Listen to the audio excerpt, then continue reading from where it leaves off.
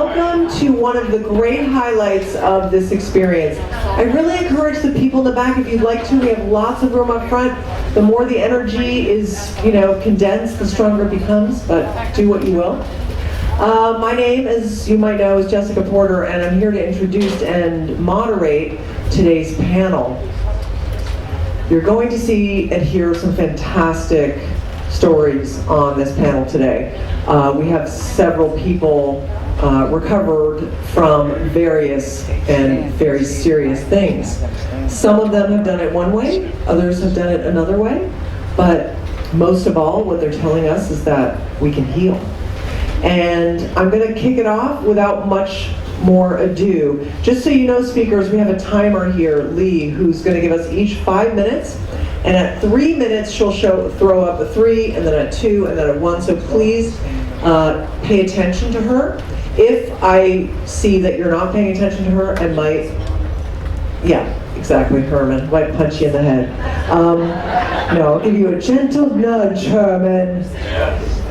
So, without further ado, Sandy's telling everyone that when you talk, please stand up.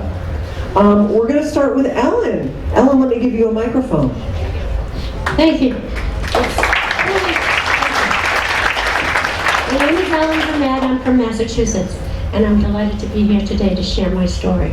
My story began in December of 1917. I came home from school one day and found my husband passed out dead in the ER. So that started trauma, terrific trauma in my life. We were married for 52 years, and I started to eat crazy because I had nobody home to cook for, blah, blah, blah. Anyways, my son turned 50. He lives in Alaska in May. And Cinco de Mayo, May, I went to Alaska to his birthday party and needed some joy in my life, as I had other joy with friends and whatever. My daughter from Florida flew up from Florida. She wasn't supposed to be at the party, but all of a sudden she's at the party. And I got off the airplane in Alaska, and she said, Mom, after the party, she let me enjoy the party, and she said, Mom, you don't look good. You don't look good. I felt great. No symptoms, no nothing. Anyways, she wasn't going to go back to Florida unless I went to the hospital. Dr. Googled jaundice. So that was the only clue that I had that there may be something wrong. So yes, truly, Alaska Hospital, people took very good care of me. They had the sad story to tell me that I had pancreatic cancer. So panic kind of set in, but I didn't have time to deal with it, the thought of it, or anything like that. Airplane back home the next day, and by the time I got home, sometimes it's not who you know, it's not what you know, it's who you know. We did know somebody on the board of Rhode Island Hospital. Before I got off in Boston, I had an appointment with a oncologist and a surgeon. Didn't even have time to think about it. I also had a daughter who was a vegan. I was not. So she quit her job, came home, moved in with me through my chemo, but the big important thing was my whole diet changed. She veganized me. And truly, for the whole summer, I had chemo three days a week, every other week, and then the food, the juicing, all wonderful stuff she made, and I had to become a vegan like cold turkey. But every time I went to the hospital, the doctors were absolutely amazed at my blood work. My blood work was great every time. And they try to tell the nutritionist at the hospital that it's the food, and they don't believe you, and they're not supposed to talk to you about that. But one day, one winked at me and said, Ellen, keep up the good work. Anyways, I had the Whipple procedure in September of 2018. And that's a very invasive procedure. It was a 9-hour operation, and they took out part of my pancreas, my stomach, my 17 lymph nodes, my gallbladder, and still went home with my vegan. Now I'm a vegan, but sometimes I do cheat now and then now. But then, no way. And it was just, it was a miracle, because I had, I don't know whether Chris is going to be here, or whether Chris is here or not, but I did hear, somebody told me about Chris, and I bought all of his tapes, and I listened to hours and hours of all the things that Chris will share, I'm sure. But that was very helpful to me. But the food, prayers, I think you have to be the holistic part of it. You have to have some kind of spiritual being that you believe in. So prayers, food, and a positive attitude. And certainly the support that I had was absolutely incredible. So I had the liver procedure in September of 2018. I came on this vegan cruise last year. I had a cane and had trouble walking, but I also went, unbeknownst to my oncologist or anyone else, in December of 2018 into January of 2019, went to Costa Rica and rode a horse for 3 hours on the beach. So it was just it's a miracle, but I really truly believe that the change in diet, food is medicine, medicine is food, and here I am, and I'm so grateful to be here. Thank you so much. Chris, can you come down here and have you go next? Chris? Before we keep going, I'd like to ask everybody to say their name, their age, and where they're from as they tell their story, and also to hold the mic, just sort of here at your chin, because that's the perfect. Don't out-funny me, Chris. I'm the funny one. You're cute. You can't be funny. Oh, I can be funny. Just come to my talk Wednesday at 8:30 a.m. Oh boy. Hey everybody, I'm Chris. I am a 16-year colon cancer survivor.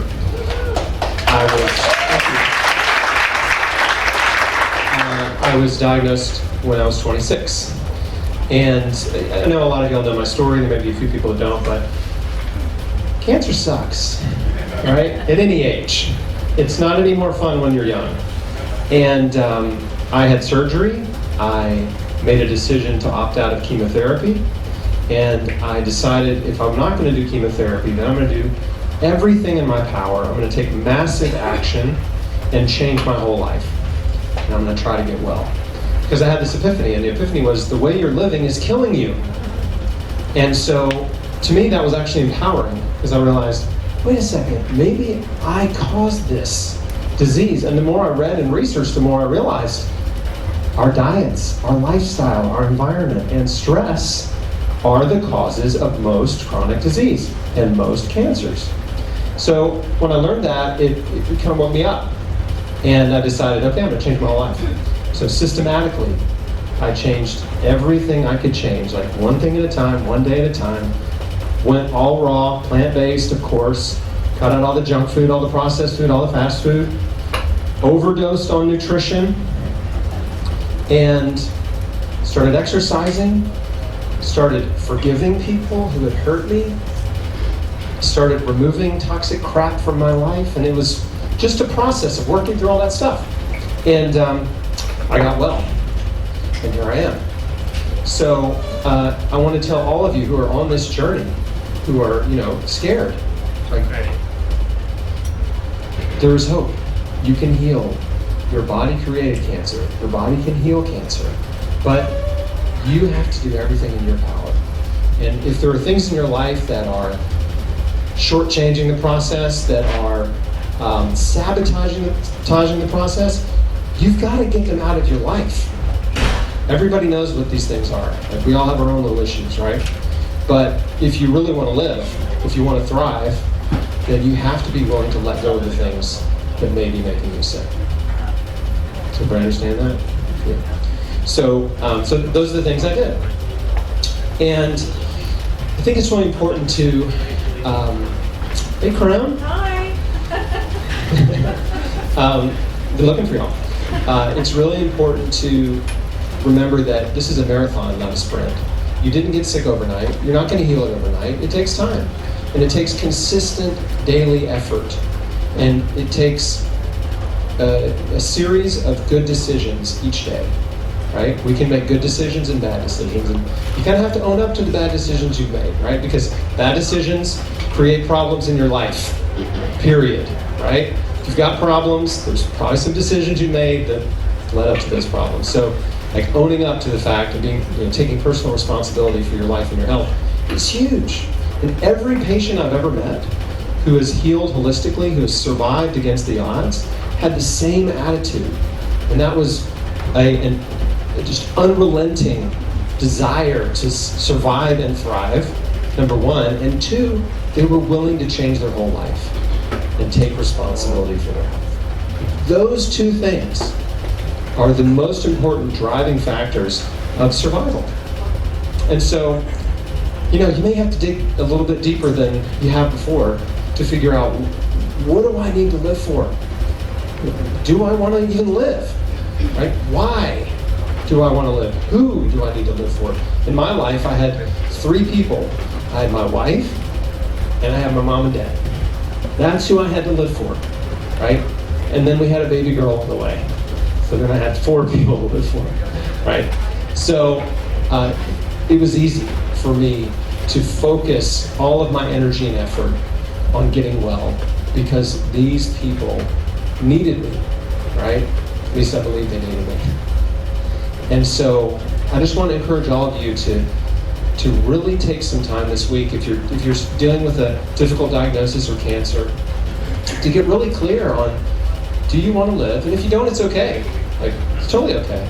But if you want to live, what do you want to live for? Who do you want to live for? And I think that will really sharpen your focus and help you push through on the difficult days, right? Some days are easy, some days are tough. And motivation comes and goes. Inspiration comes and goes. But determination and having a clear purpose is what's going to push you through. So, my time's up, but I am speaking on Wednesday, and 8:30 a.m. in this room, and book signing Wednesday night at 5:30. Eve is my brain. And anything else I need to share? I think that's it. Okay. Okay, after this, if you're in the Healing Strong community or my community or whatever, we can meet back there and hang out and chat and catch up on that too. Okay. Thank you so much. That's so great. Paula? Thank you, Chris. Hi y'all, I'm Paula Branson. I'm from Atlanta and West Palm Beach, but I grew up in Memphis, Tennessee, so hence the accent. Okay, so every time that I come to do a recovery panel, I get tingles because I'm one of those people who's not supposed to be here. And the short story is I spent 14 years permanently, mentally and physically disabled. And I was on 18 extremely high dose, extremely potent drugs that made me sleep 18 to 20 hours a day. And when I wasn't asleep, I was in excruciating pain. So I was on high doses of all the heavy painkillers, and then they put me on fentanyl. And anyway, I was a mess. And I was a person who, every day, I studied what came out in the medical literature, what's the next best drug that will work, because all these others haven't. And I got all the supplement books. So I wanted to study every supplement that came out. I knew ones being made in Germany. I knew, that aren't out yet, but this is the one that's going to do it. So I was also on about 30 supplements. And I never got well. And I studied diet too. And I thought I was, I'd eliminated all the grains in my life. And I ate organic. I could only stand up at that time for 7 minutes at a time. So I could get up out of the bed and go to the kitchen and open a can of something over the sink and eat it with a plastic fork and then throw it away because I couldn't stand up long enough to clean up anything else. So I ate organic, canned vegetables, and of course my tuna and salmon, because we had to have our omega-3s. So I thought diet has nothing to do with it, but they finally came up, what I had. For 11 years I went undiagnosed. I had been in a car accident, but the scans showed there was nothing wrong with me. So all of my symptoms, I would go to doctor after doctor, and they all said it was all in my head. Turned out they were almost right, because it was actually a brainstem problem. Part of my brainstem hung out of my head, and it had been impacted in a car accident. So I joked, well, they were almost right, but they put me on tons of psychiatric drugs. So 5 of the 18 drugs were actually heavy dose psychiatric drugs. My life if you can imagine being in a bedroom, in a bed, and that's where you spend every day of your life, and there's hardly any people.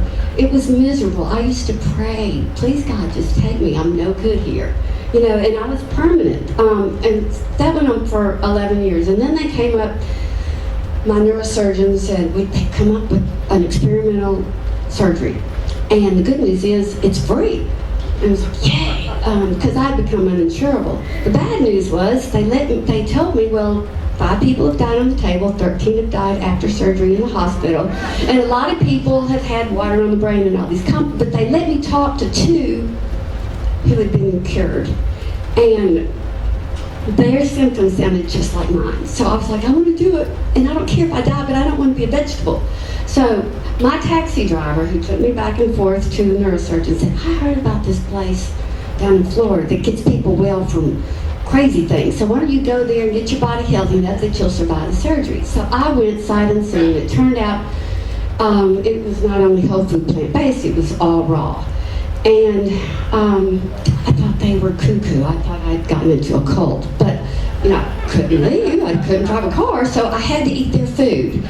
In 3 weeks, I rubbed up against my fentanyl patch. You always knew when it was time to change the patch because the pain would started coming back. Fentanyl's super strong. I mean, all the other stuff is piddly.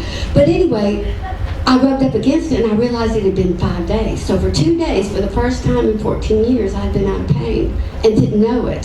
So I was like, something's going on. And so I started studying. I ended up titrating off of all 18 drugs and I never had the surgery. So yes, I had an injury, and I'd been diagnosed with a bunch of, I call them trash can diagnoses, but basically what I had was chronic inflammation. I'd had an injury, I'd had this and that and the other, but I had chronic inflammation. So, the fibromyalgia, this and that, it was all just chronic inflammation. And the more I studied, the more I learned that my diet, yes, I had an injury, but my body heals itself if I give it the right things. So I love to help people who have no hope regain their hope, because our bodies are phenomenal and the food that we're made to put in them is phenomenal. Thank you.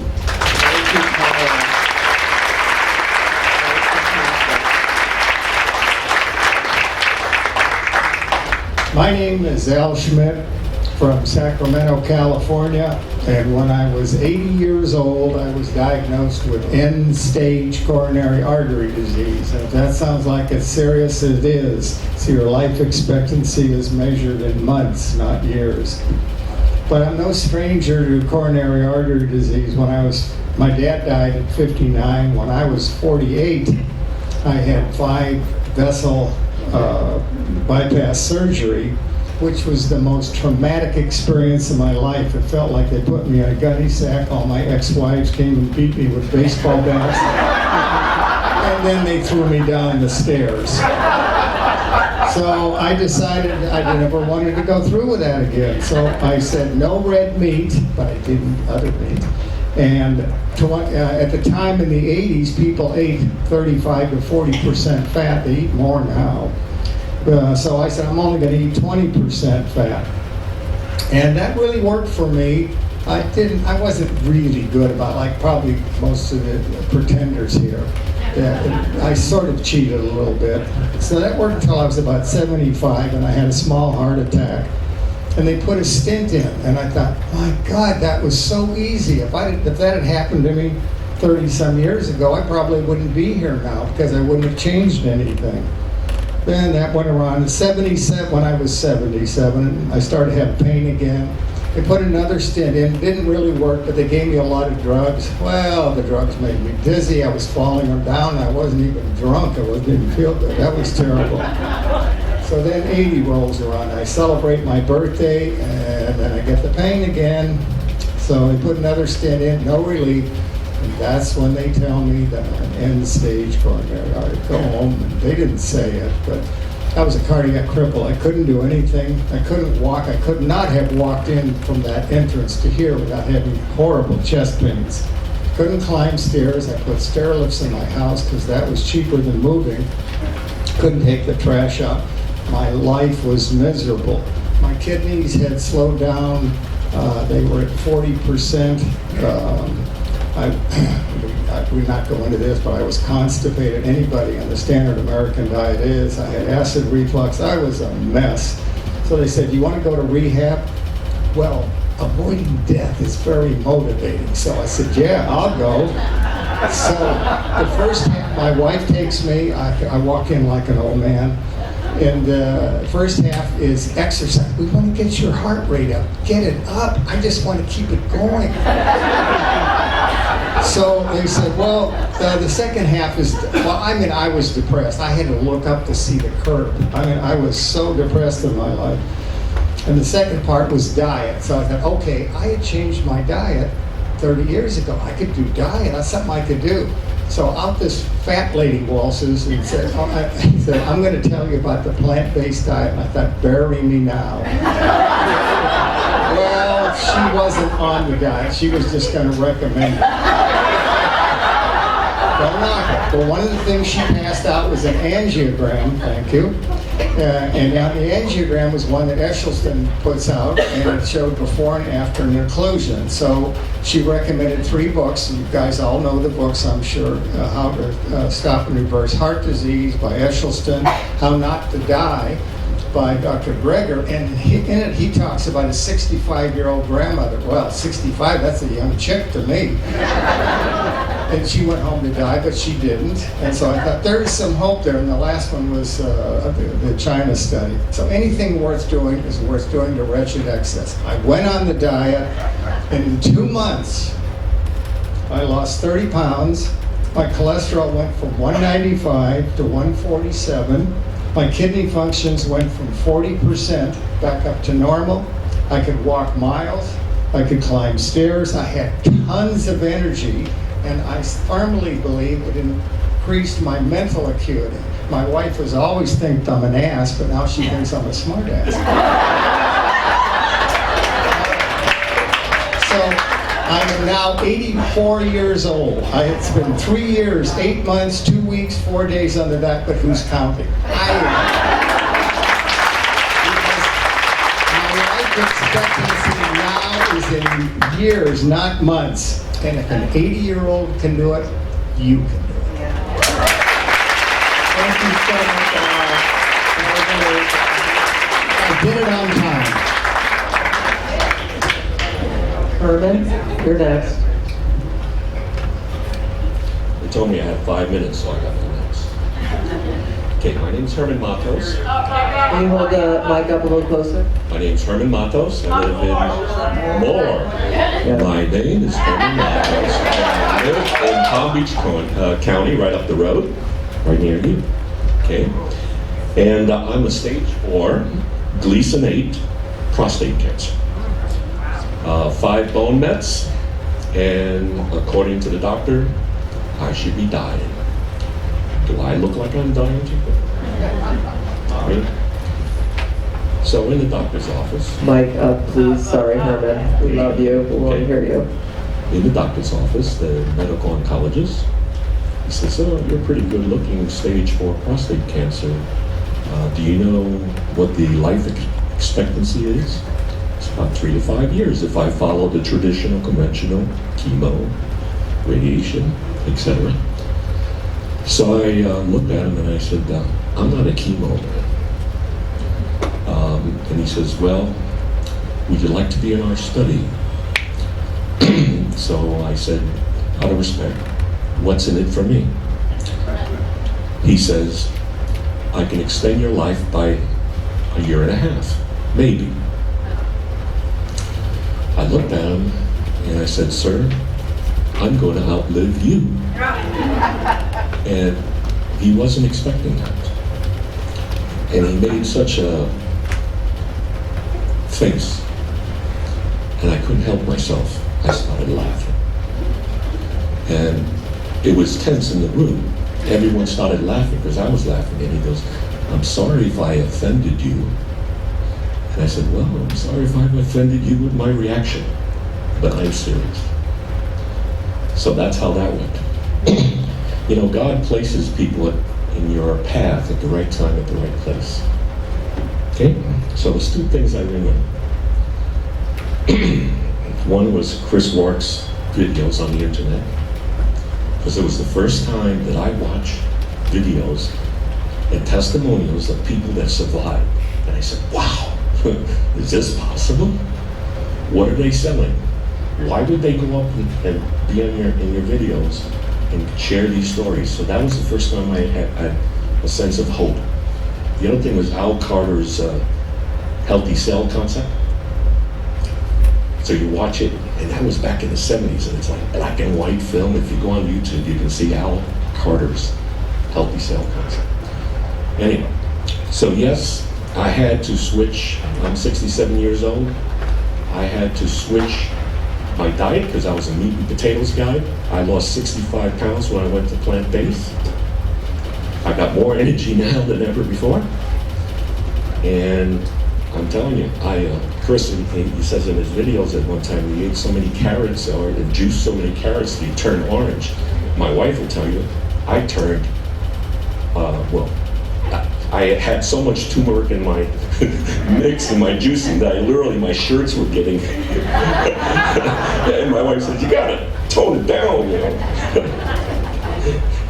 So, but trying to find my way. So I had to switch and reprogram myself to enjoy the food, and I live right up the road from Pocketies, and we go there, and my wife is not a vegan. Maybe I'm 20% vegan, but I'm trying. But I do get the results. Okay, for example, my PSA was 55 at its peak. So for a male my age, anything over 4, you better worry about it. Anything over 12 or so PSA, it's out of your prostate, it's already in your bones. And I do have 5 bone mets. So here the medical oncologist trying to tell me, oh, you need Xgeva shots once a month. You need Lupron. And I was on Lupron for a year because I had to Can you hold the mic up a little more? get control of the PSA and drop it fast. And between the diet, the supplements, the exercise, the praying, I was able to get it down 0.5. And now I'm able to do it with a $5,000 drug. I can do it with a $25 cream, estrogen, for a man. So that's my little secret, among other things. And the other thing I discovered on watching Chris work was the Healing Strong organization. So I called up the Healing Strong local person in my area. After 3 hours, she says, I'm sick, can you take over my groups? I said, oh my God, sure, why not? So I had plans to do that, but somehow it worked out that we moved it up. So now I have 2 groups. And I highly recommend that you look in your area, healingstrong.org or org, and find out if there's one near you, because you need support. You need people to talk to you. Okay? Thank you very much for this opportunity.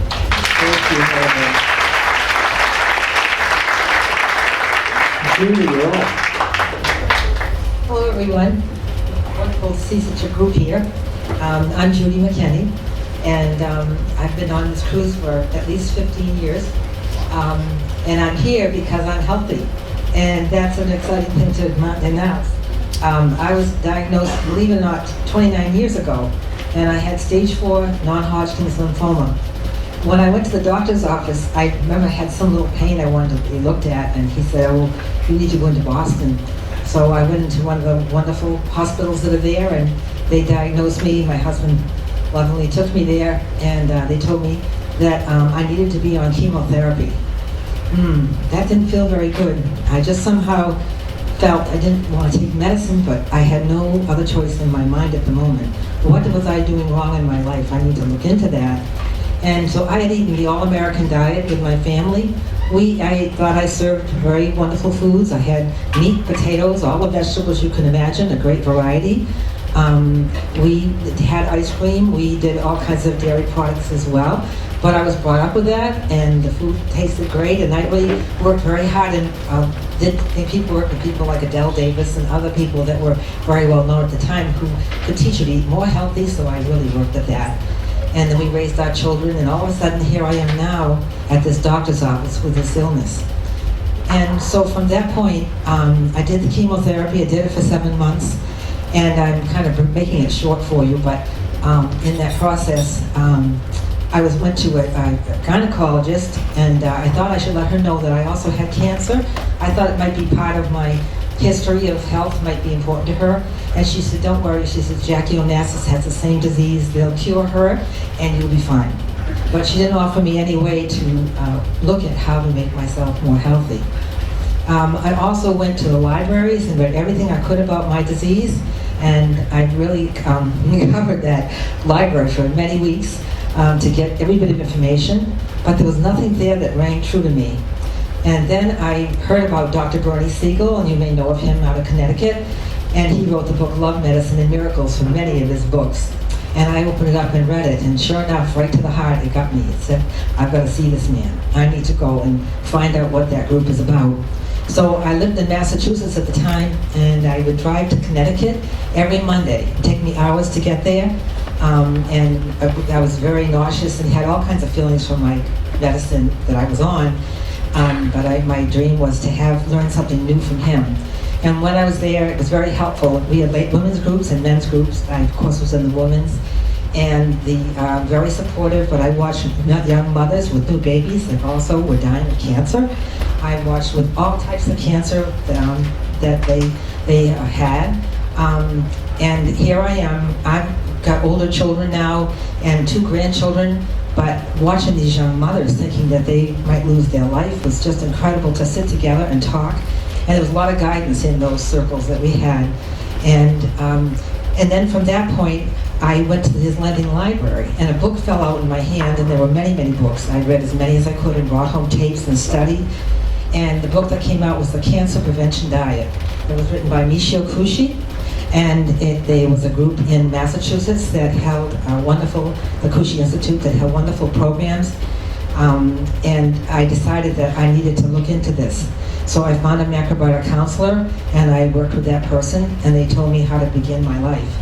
But I was still doing the chemotherapy, and it got to the point I did it for 7 months, and I said to the doctors, how am I doing? They said, it will come back with a vengeance. I said, I've done all this chemo, I've gone through all this discomfort, and you're telling me that the bottom line is I'm going to die. And they said, that you'll get some life, but we can't say how much longer. So at that point, I definitely became macrobiotic, and there's much information here you can look into, but it was really changing my diet greatly. And my husband was adorable. I mean, he's the greatest helper one could have, pardon me. But he was there for me. And he made sure that I just did whatever I needed to do, and he ate the food no matter how well I cooked it or not. We both learned a lot together. He worked with me in the kitchen. We still do that now to help other people. But it was the most wonderful thing that I had a partner that was there for me. And I had 2 lovely daughters, too, who supported me as well, and many friends that were very special. But my way of eating was very different from anybody else in my area. And as I began to eat this food, may I tell you that I could hardly walk down my hallway of my home. And my feet were shaking, and thank you. And I found that I was just very weak. But as I began to eat this food, matter of 2 weeks, all the neuropathy and my feet went away. I had amazing changes in my body after doing it for a while, several months. And I'm still on it now. Macrobiotics is my way of life. Vegan, vegetarian, all of that is very important to keep looking into it and try to refine your way of eating every way you can. Because the food we put in here becomes our blood, and that's what cleans us out as well. I'm down to 0, so through talking at the moment, I just am very grateful I'm alive today. And I have to say, eating whole foods, eating nutritious, organic foods is just so important to well-being. So thank you.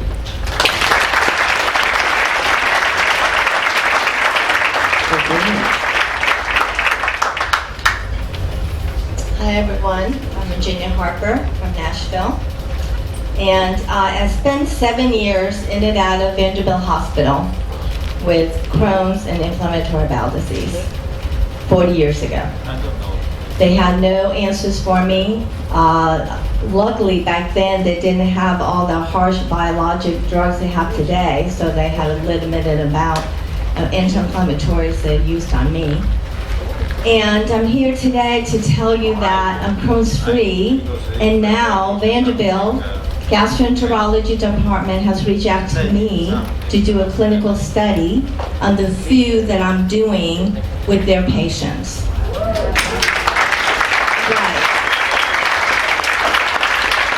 Thank you. I'm very excited about this opportunity.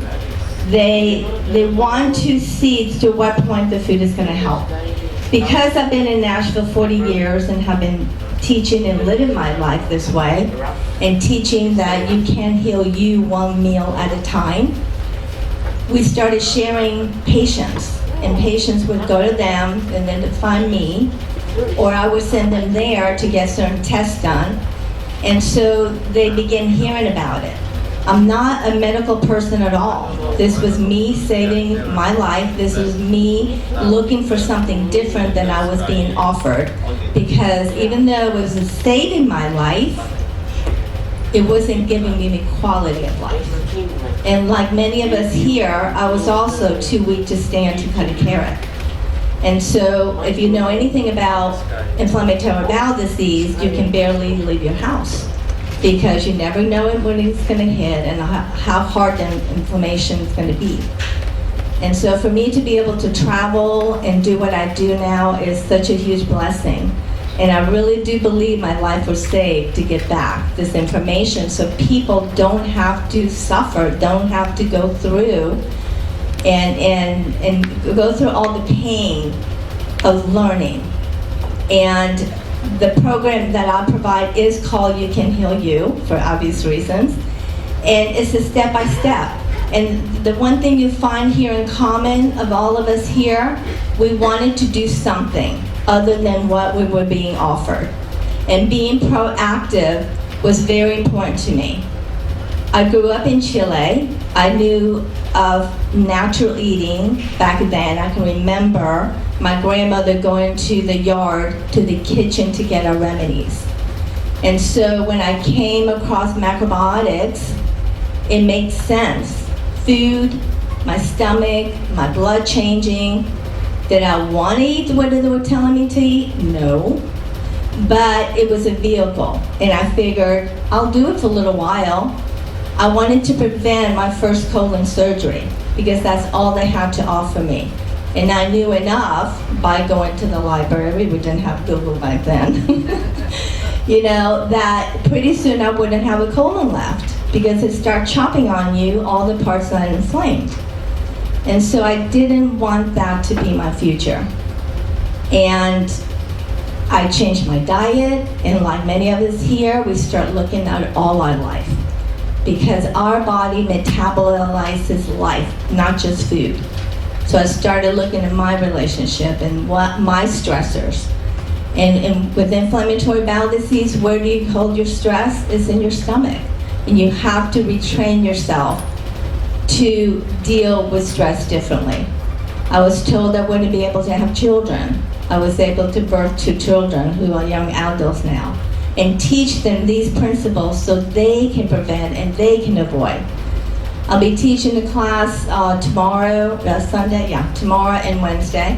One of my classes is modern cause traditional cures for these conditions, because it's not about your genes. It's not about that virus that attacks you. It is about the microbiome environment that you recreate in order to allow the tissue to heal, in order to allow inflammation not to be there. So here I am, 40 years later, come full circle with this, and it's so glad and happy and gratifying that the word is getting out. And it's getting out because you're experiencing it, and people are watching you improve. And that's what it takes, to be a community of the good news. We have enough bad news. So let's learn how to manage our health instead of manage our disease. When you can cross over to that, then you're really home free. And it doesn't make you bulletproof. It's not like I haven't dealt with other issues, but it takes the fear away. And you're not a victim anymore because you make the connection and you learn and know. So you can heal you, so start today. Thank you. Thank you.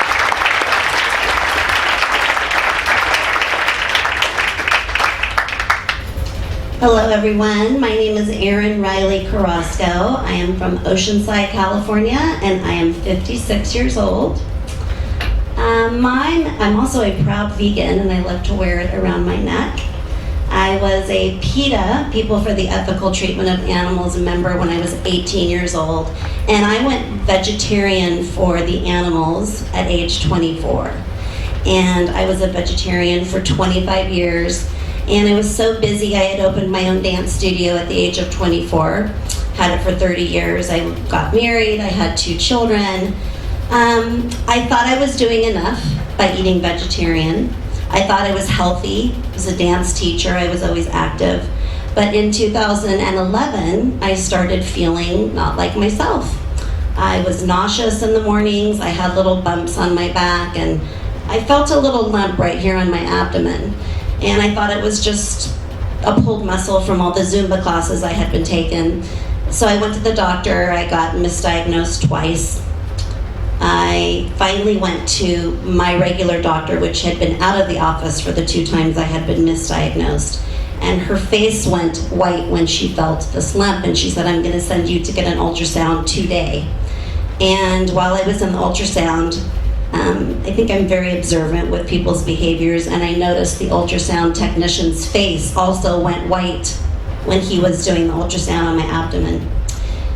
When I was driving home, I get a call to turn around and go straight back because I needed to get a PET scan, and my doctor was crying.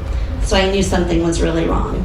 So I was diagnosed with adrenal cortical carcinoma, which is a very, very rare and deadly aggressive cancer.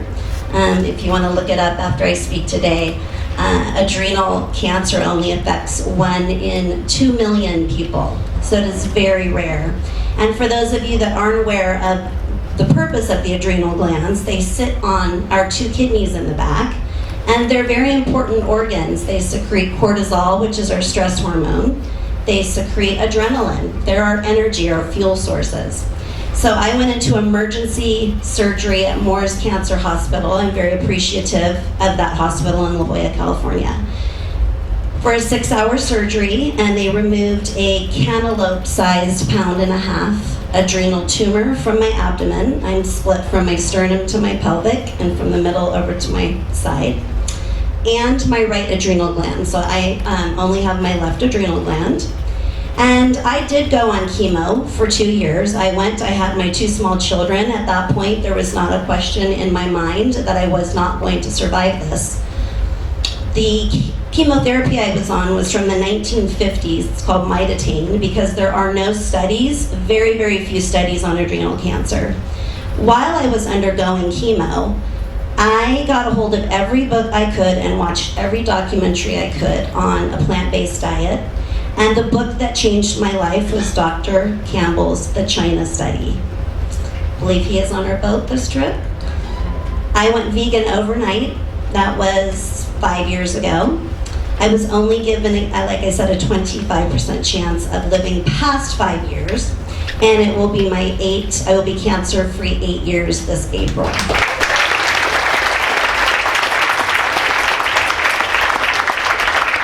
I've heard some of the survivors talk about stress in our lives, and when I look back, owning a dance studio for 30 years, if you've ever heard of that show Dance Moms on TV, it was alive and well in my lobby. It was a crazy, crazy business. I loved the children, but the parents, the dance moms, were very, very hard to deal with. So I made a decision, and I sold my business of 30 years a 1.5 years ago, and with my best friend over here, since we were 5 years old, we opened our own 501c3 nonprofit called Alma Rescue. We rescue dogs all throughout Mexico that would otherwise starve to death and die on the streets. I am an animal activist, not only a vegan activist. I cook whole food plant-based when I'm at home, but I am not 100% whole food plant-based. Although I do believe 100% that the only reason I am still here is because of my vegan diet. I've had at least 20 of my friends go vegan because of me. I can be found on Jane Unchained News Network, which is called Voices for the Voiceless. It's an animal welfare news network channel on Facebook. And in 2017, I was voted PETA's sexiest vegan over 50. My husband snuck me in there without me knowing, and I ended up winning it, and I won this cruise. And I enjoyed it so much that I'm back again this year. And I'm so grateful to be a vegan, to be plant-based, not only for my health, for the environment, but the animals. So thank you for listening to my story and for being here today.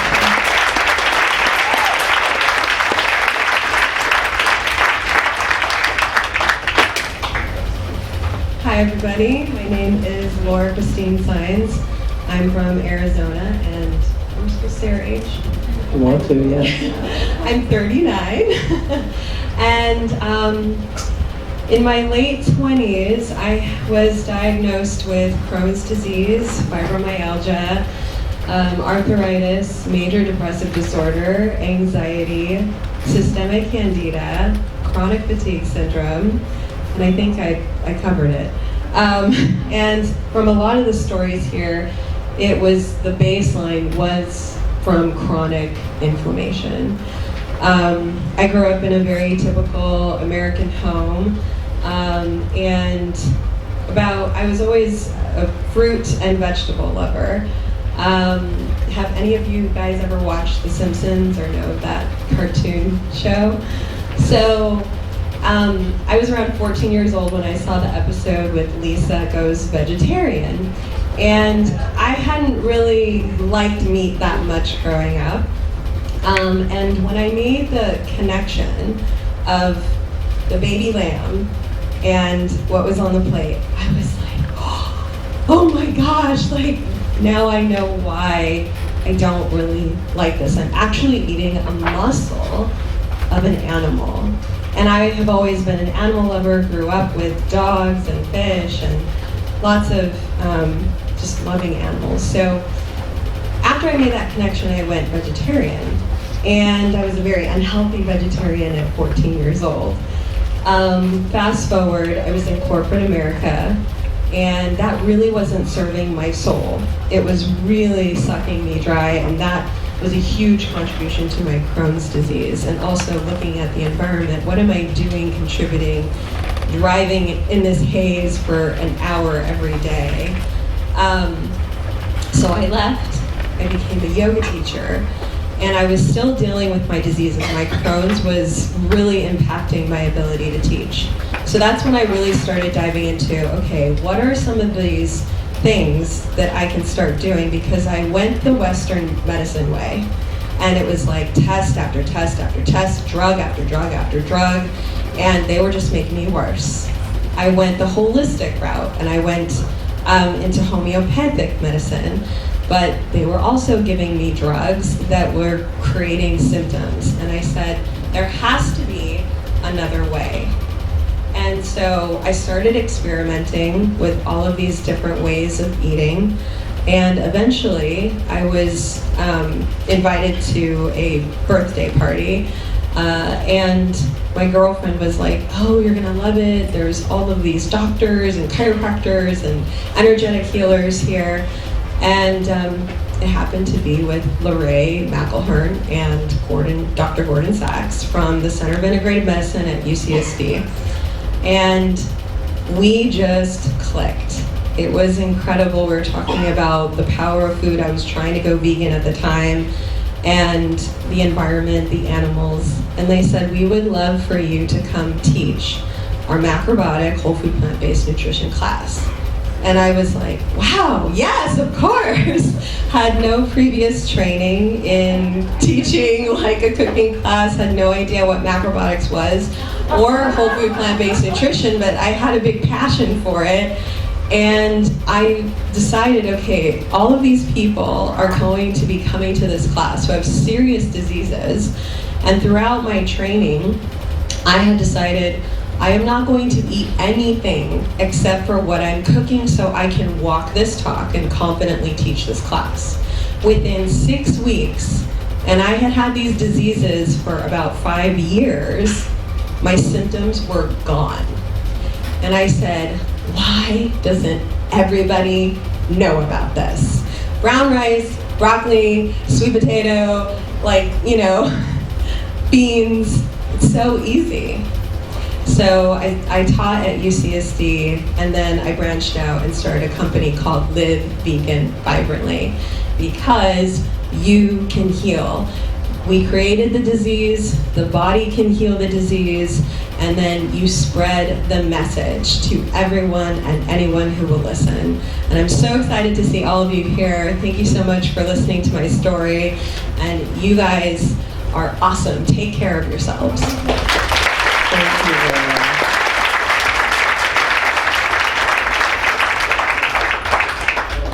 Hello. So my name is Sheldon, and I live in Israel, and I'm 84 years young. And it was in 1985 when I was first introduced to macrobiotics. And I really grabbed it with both hands, not because I was ill, or at least I didn't realize I was ill, but because A, the food tasted good, and secondly, the people, it was a dinner attended by a whole bunch of people, and I was so impressed with the energy of these people that I said, wow, this is great. So I went home and I went into the kitchen, and that's how it all began. So in the meantime, I was having problems with my bladder, but I kind of ignored it because I kept feeling so good. And the more I ate, the better I felt. But in the meantime, my weight started to plunge. To make a long story short, after a year and a half, I lost 70 pounds. My weight went from 175 to 105.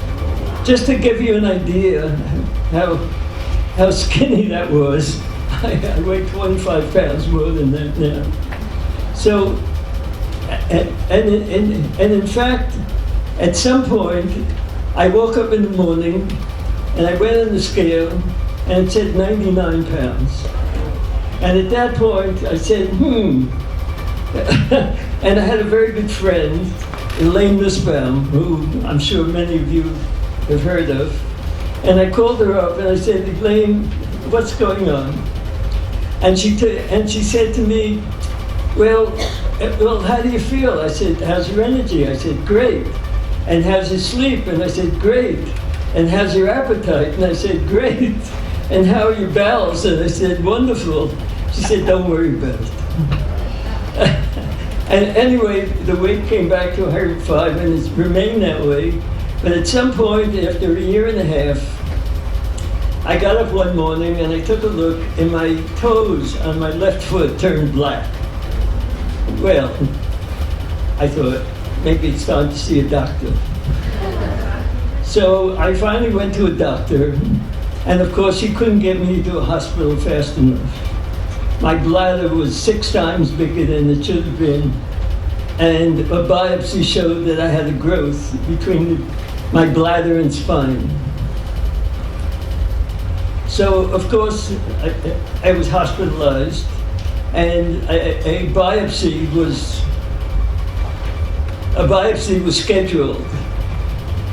And I laid in the hospital, and just before the scheduled biopsy, the radiologist came to explain to me what this biopsy was all about. You see, it was very deep. So in order to do a biopsy, it was a long needle, and they had to be anesthetized, and blah, blah, blah. To make a long story short, I asked about 10 questions. The radiologist got angry. She stood up and said, I don't have time for all these questions. And I said, if you don't have time for my questions, I don't have time for your biopsy. That was 35 years ago. I never took a biopsy. So I called up my ex-wife. I said, I'm going home. Okay. She came, she picked me up. I took a look at her. If you could believe this, I looked at her and there was something told me something. And I said to her, this is the best thing that ever happened to me. And that was 35 years ago. Anyway, it took me a while. And of course I was very, very careful about what I ate. and I took all the chewing lessons that you could imagine. And I was an expert chewer. And I could sit and I could eat, and I would eat for a whole hour while everybody would sit and wait for me to open up my mouth, and nobody could believe it. But it wasn't the food. I know now it wasn't just the food. There are too many people who eat and eat and eat well, and it doesn't really do it. There was something in my lifestyle I had to change. Fast forward, anyway, in 1990, you see, at that time period, I was living in the US. And in 1990, I decided that I was returning to Israel. And I decided, what the hell, I'm going to go for another CAT scan. And I did. There was absolutely, there was no trace of any growth. And now, in the meantime, and it took me years to really, really figure out what it was. And now, I think I have it. And I'm going to talk about it tomorrow in my numerology class. Sheldon, you tease. You tease. Thank you. Thank you, Sheldon. Well, those are some amazing stories. We want to open up to questions and answers from the audience. We have 2 mics on the table, correct? I'm going to give you this mic, Lee, and who has a question, we'll bring the mic to you.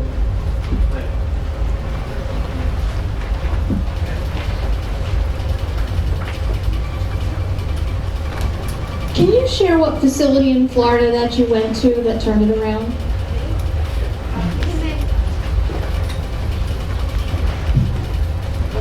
He mentioned it. It's Hippocrates Health Institute. There are people who recover from amazing things there. And it's all whole food plant-based, but they sprout most of their food. So like your plate is full of maybe 20 different types of sprouts because you have the maximum nutrition from the whole plant in a baby sprout that's very digestible. So it's filling your body full of lots of nutrients and taking all your toxins out. So your first few days you do that, you feel like crap because your body's detoxing. And then you start feeling better and better and better and better and better.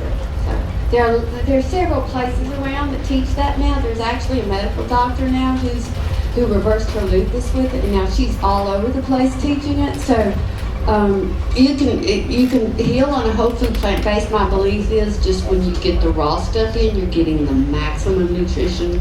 You can put that much more of the good stuff into your body. Next question, one over here. Sure, go ahead. I have a question for the two. What's your question? Prostate. Louder. Came out here. Hi. I have a question to the 2 men who were experiencing prostate cancer, and wondering whether you are on any kind of medication now for them.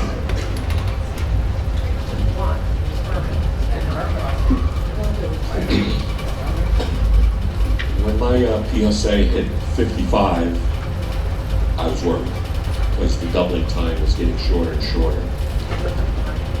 And so basically I went on 1 year's worth of Lupron shots, which is basically a hormone blocker and for testosterone. So my testosterone went from 300 plus down to 3 or 4. And of course there's a lot of side effects with the Lupron. No, I was off after 1 year because the deal was my doctor says if I can handle this and get it down, going plant-based and doing the exercise and other things, will you put me on a holiday? They call it a holiday, to take a break from the Lupron. So I figured out and found contacts online on how to do it with applying estrogen cream, a bioidentical cream, which lowers your testosterone naturally, so it does exactly what a $5,000 drug does. So no, I've been off it for, how long have I been off? About a year. about a year, I've been able to maintain a PSA of 0.5. I was going to mention, nobody asked, but I'll tell you anyway. I was going to mention that my PSA went from 7 to 3.6 after the plant-based.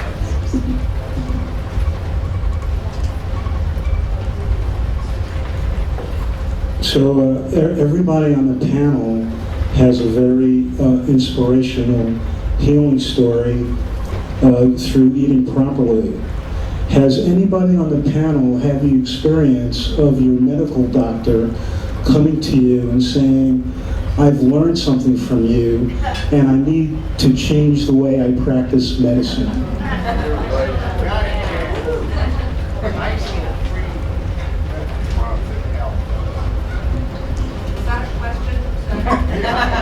I mean, the closest is Vanderbilt approaching me on the food program.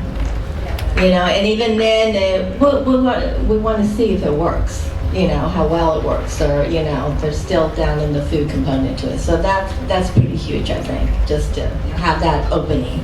So. And I think too that they're not allowed, the hospitals don't want them to be promoting the kind of diet that is serving us so well.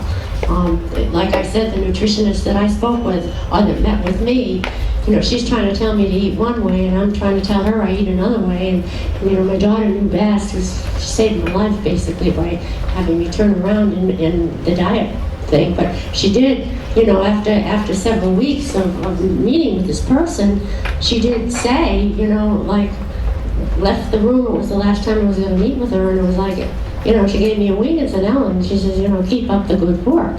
I mean, the blood proved it, the energy proved it. I wasn't sick. I was never nauseous through chemo. I never had diarrhea. I never had a problem.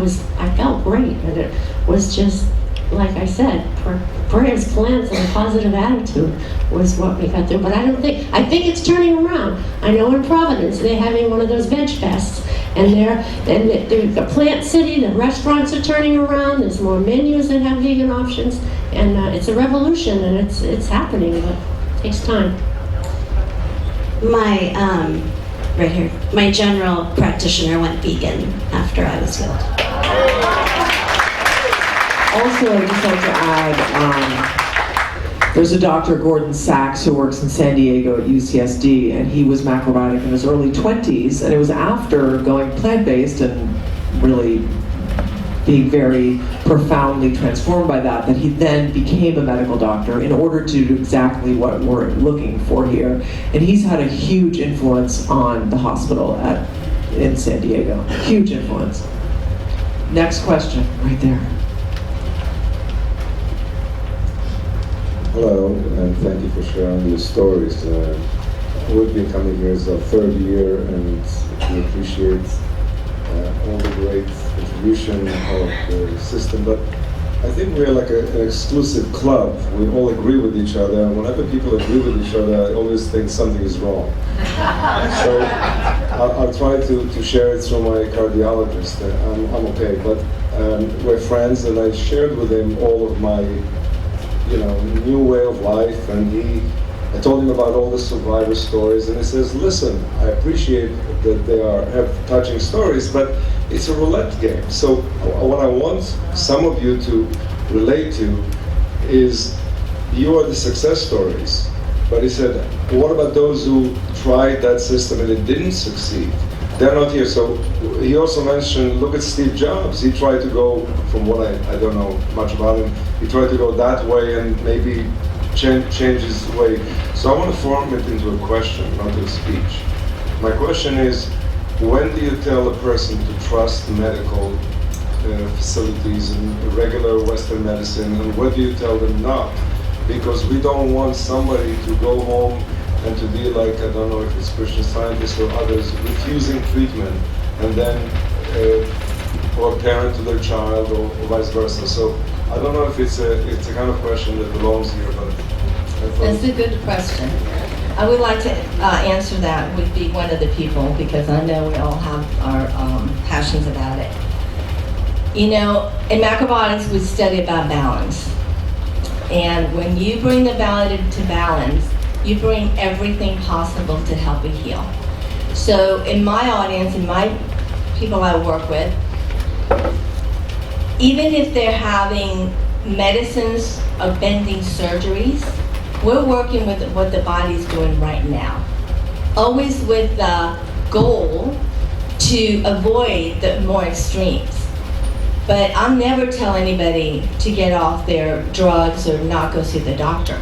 The doctor saved my life more than once. But it's the quality that we're trying to improve.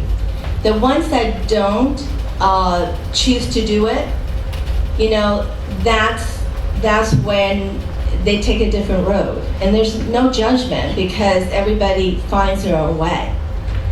But I think if you become dogmatic about one thing, it's not going to work with everybody. And it has to be, the door has to be open enough to understand what that person's needing to create the health balance back into. And if you saw many of us shared that we started out with physical pain and did the food programs in order to help us, but then we moved on to emotional, spiritual, relationship well-being.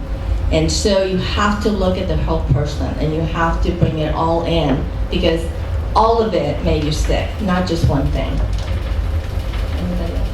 Yes. There's a lot of information. There's a lot of information out there. I have 2 forums that I constantly go on, and I get emails every day on the updates.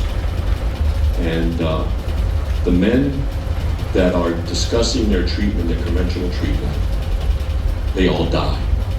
Put it blunt. And I can see the emails chronologically. I can see how they're going downhill. And I ask myself, why should I follow that standard of care and wind up with the results? They're dead. We have in our family 2 that went through chemo. And I remember their words to me, don't ever get chemo. All right, they're both passed away. All right? On the forums that I visit, when they start discussing alternatives, plant-based, they're labeled and attacked as kooks. Those gentlemen I contact, because I listen and I read their words, that's how I found the way to basically put my cancer in a dormant stage. I'm not cured, but I have it under control.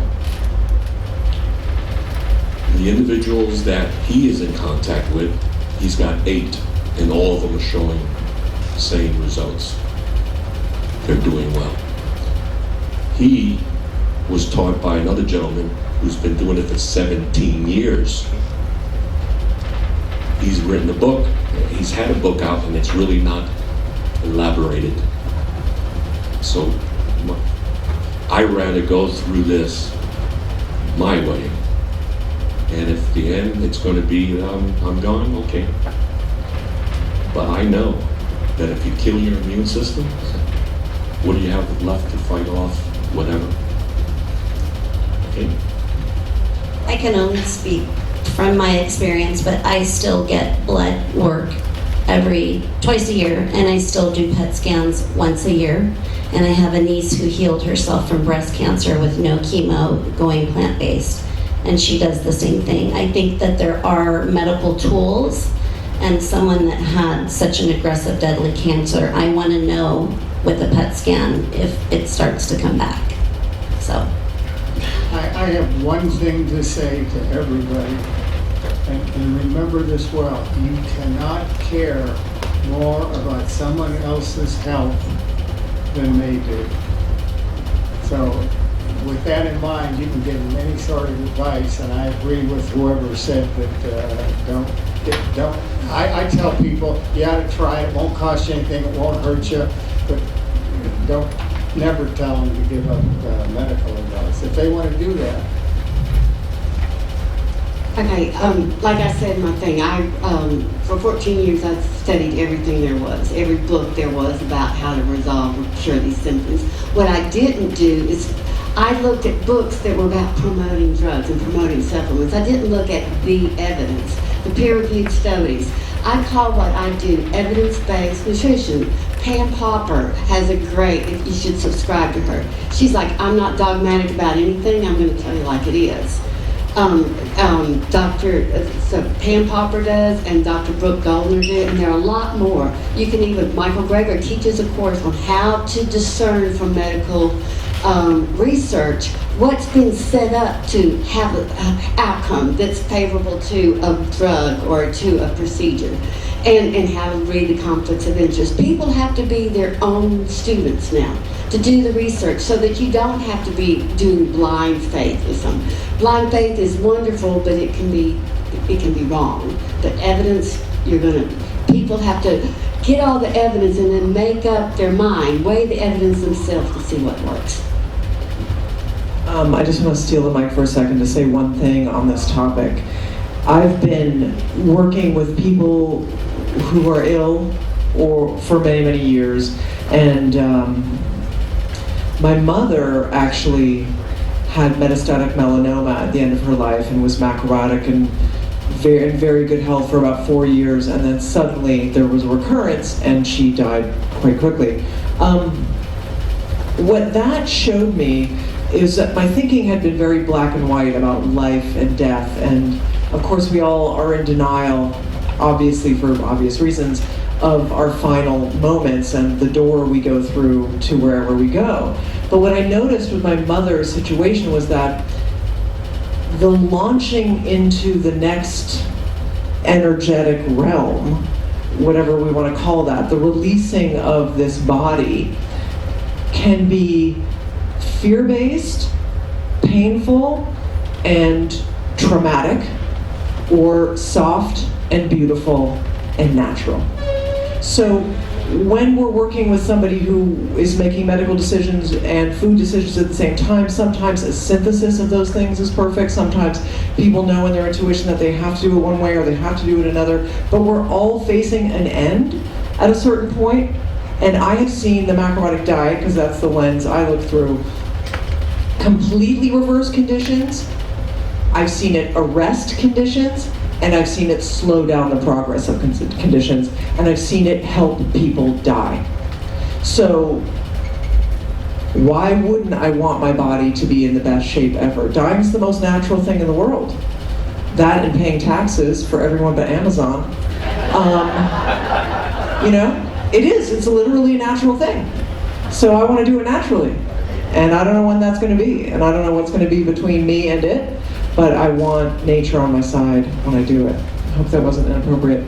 Do we have other questions? Oh, sorry. Go ahead. I think the bottom line, in my experience, is intuition. Intuition is a sense that you have that it sometimes defies your good common sense, because your mind could really put you in a direction and screw you up. But if you believe, if you really have faith in your intuition, and I think that's the bottom line. And there's a reason why. There's a reason why. From my understanding, is the way your soul communicates with you. It is through your heart. It's through your feelings. So if you believe in it and you allow it, then you're always getting the right direction. If you go into your heart, if you go into your mind, then you could go on a path that's not really good for you. Next question. Someone here. This question on drugs. As far as drugs, I'm stage 4 breast cancer, and 3 years ago it was in every bone in my body. I had more bones listed than you could.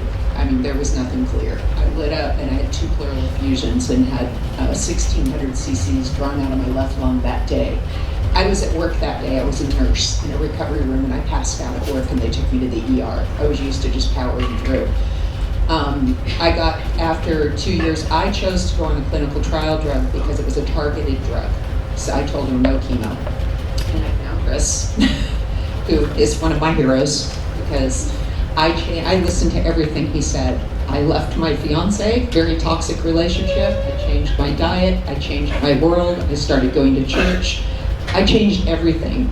And my doctor said that I would never have a clear scan, that it might slow it down. And last year, my scans were completely clear for a year and a half. No evidence of disease. Last month, I got a little discouraged because I started having a little pain in my coccyx area, and I have a couple little spots. But if you would have seen my initial, I decided that because I felt like my toxic load was just way too heavy for just food at the time, so I chose to do both. And I hope to transition completely natural at some point, because when you're stage 4 and you're on pills, they plan on you being on drugs for the rest of your life. I tried the Exgeva, it caused bone growth in my jaw, I quit it. And so anyway, it wasn't, I'm not on the panel, but it was just, I think you really have to follow your intuition. Because once I really got in touch with my body, and I had to figure out who I was. I mean, I started over. And I'm 55, I just turned 55, and I feel better than ever, even with a couple spots in my bones. And I walk into the oncology office every month to get my labs drawn with a big smile on my face, and my doctor she doesn't want to know. She says, keep doing whatever you're doing, because there's 2% that have had their scans come clear that have been on my drug. So I'm in the 2%, and I truly believe that changing everything, and the diet is, I'm sure the other person, or whoever's in that 2% has done the same thing. That's why it's such a small number. So anyway. Thank you so much for sharing that. Come back and be on the panel next year. Other questions? Yeah, well, that's what you need to share about it on the panel. I mean, thank you very much. Any other questions?